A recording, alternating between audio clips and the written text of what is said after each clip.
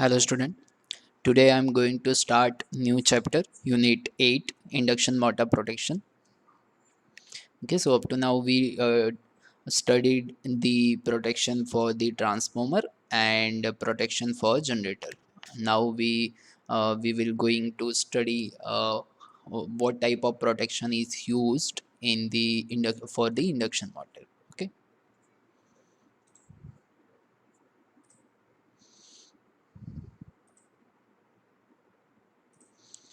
Okay, so first, before studying what type of protection we use, we go through what kind of faults occur in the induction motor. Okay, so small motors or few HP up to 415 volt motor are protected by starters with inbuilt thermal overload relays and no volt release coil. So this protection is already there in the starter. Okay, so large three-phase motors greater than the 100 HP and 3.3 kV use for power station auxiliaries, fertilizer industries, chemical industries, and petrochemical industries, and are protected by relays and circuit breakers. Okay, so when small motors are generally protected by the starter protection, but when such industries such like the fertilizer industry and chemical industry and petrochemical industry which use the greater ratings motor around 100 HP. Okay, so in that particular case we use the relays and circuit breaker. Okay, so comprehensive motor protection arrangement are provided to achieve desired degree of security and dependability. Okay, so usual kind of faults and abnormal condition in induction motors are overloading, single phasing, unbalanced currents, reverse phase sequence, under voltage, and stalling. Okay, so these are the some kind of faults which generally occur in the induction motor, and due to short circuit in a stator windings, high unsymmetrical fault current flows that cause a negative sequence current in a rotor, or ultimately it result in a heating of rotor. Okay, so this is also a kind of fault. Okay, so squirrel cage rotors generally does not develop faults. However, wound rotor motor suffers from the rotor faults that increases the stator current. Okay, so now we are going to study one by one type of fault and type of protection we provide to compensate to overcome the fault. Okay, so first is the thermal overload protection of induction motor. Load connected with induction motor is a mechanical load. Okay, so increase in mechanical load decrease the speed of motor.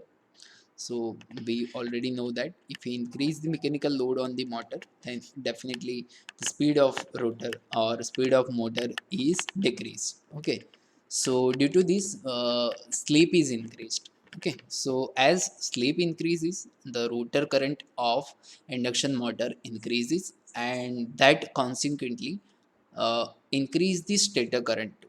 Okay, so ultimately our stator current will increase if any mechanical load on the induction motor is increased. Okay, so increase in load more than the rated load. Okay, increase the sleep above the rated sleep, and therefore stator and rotor current beyond the rated current. So for increased stator and rotor currents, heat generator is more compared to the heat generated at the rated stator and rotor current. This heat does not affect stator or rotor conductors, but increase in temperature damages the conductor insulation and gradually leads to thermal breakdown. Okay, so when motor is overloaded, the insulation does not reach a critical state immediately. Time within which the temperature reaches to the value equal to maximum allowable limit of insulation material is inversely proportional to the square of the current. Okay, so when motor is overload, at the same time immediately there is no failure of insulation. There is some time, it takes some time. Okay, hence the different allowable time periods are derived from the different overload. The curve plotted between maximum allowable time versus multiples of rated stator current is known as the thermal restraint characteristics of the induction motor. Okay, so time within which the temperature rises to a maximum allowable value depends on the datum temperature. Okay, so value of temperature at the instant of overload. Okay, so when motor is overloaded in a cold condition from standstill, the time required for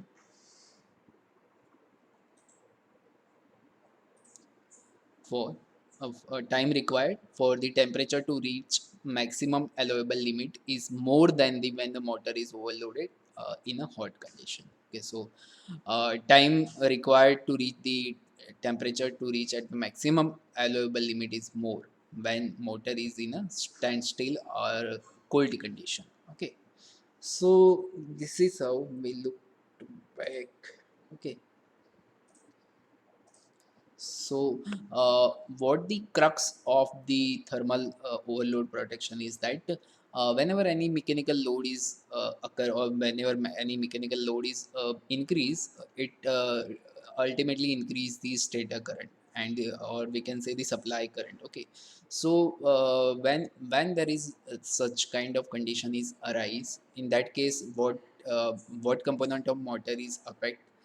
First is the winding effect due to if a higher amount of heat is generated in the winding, then definitely winding characteristics or we can say that the resistance of the that winding will change. Okay, also insulation will get affect due to this thermal or we can say the increment in the temperature. Okay, so there are many things that become worse due to the increase in the temperature within the motor. Okay,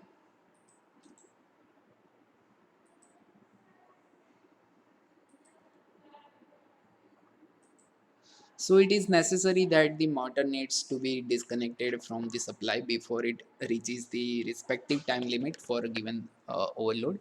On the other hand, disconnecting the motor much in advance from the given limit is undesirable because in this case the thermal overload capacity of motor is not fully exploited. Hence, a relay with the characteristics matched closely to the thermal withstand characteristics of the motor is the best choice. Okay, so none of the overcurrent relay provides the characteristics that can be coordinated with the thermal withstand characteristics of motor. A thermal relay with a different time constant for two characteristics curves, hot and cold, are used. Okay, so none of the overcurrent relay provides the characteristics that can be coordinated with the thermal withstand characteristics of motor. So we use the general thermal relay with a different time constant for a two characteristics curve, hot and cold, because in hot and cold condition we have a different type of current nature. Okay, so while selecting a thermal relay for a protection of induction motor, it is required that a relay should not operate for motor starting current. So this is also a necessary condition. Just like in transformer we have a inrush current. Okay, so in that condition we also said that the uh, relay should relay should intelligent enough that relay should have intelligent enough that the it can distinguish between the inrush current and forward current. Okay, so this happens when motors with the high inertia, long starting times are started in a hot condition. Okay, so in earlier days, bimetal strip, thermocouple, or resistance temperature detectors, RTD, were used. All these devices take a very long time to reset, thus hot restart of induction motor was not possible. Okay, so uh, all these devices take a very long time to reset, thus hot restart of induction motor not possible. Okay, so thermal relay uses a electrothermal effect of actuating current for its operation, and thermal element is a bimetallic strip wound into a spiral to obtain the greater length. Okay, so bimetallic strip is made up of two metal strips with the different coefficient of thermal expansion and joined together. when the bimetallic strips heat up, it bends and deflects and thereby close the relay contacts.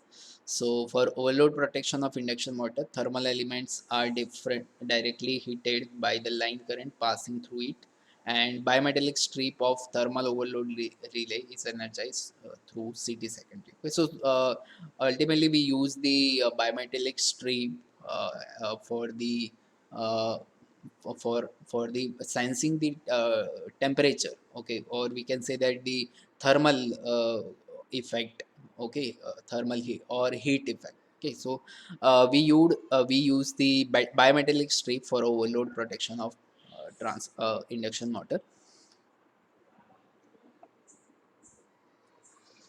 So this is how we configure our thermal relay with the induction motor. Cities are connected with the three phase, and their secondaries are connected with the thermal relay. Okay.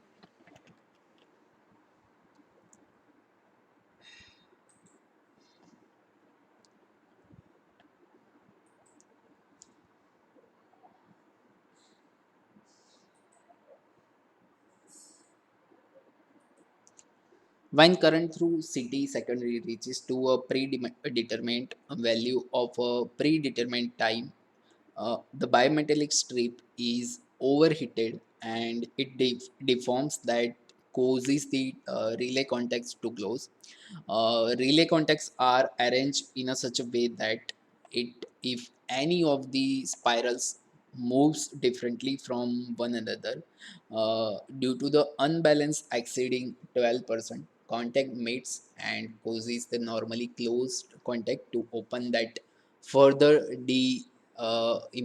energizes the starter coil and stop the motor. Okay, so this is how we can provide the protection against the overload. Okay, so in next lecture we will see how we can provide the short circuit protection for transformer. So we go through what we have studied. Okay, so we studied the type of faults occur in the induction motor: overloading, single phasing, unbalanced currents, reverse phase sequence, under voltage, and stalling. And first, in this lecture, we discuss about the thermal overload protection of induction motor. So whenever you have a whenever you exam in exam during exam, if question is asked about the thermal overload or overload protection of induction motor, then explain the all the details how thermal why thermal overload protection is needed, and how this protection is helpful for induction motor, and what are the different type of relays or different type of protection available for this case. Okay, so and then don't forget to draw this diagram, because we ultimately use the here a bimetallic strip type of protection for our overload protection, and this is our thermal relay and this is how we connect it. Okay, so whenever you have any type of question and question and answer contains a diagram, then definitely you have to draw it because it will increase your marks. Okay, so up to now, if you have any type of doubt, then you can comment it down. Thank you.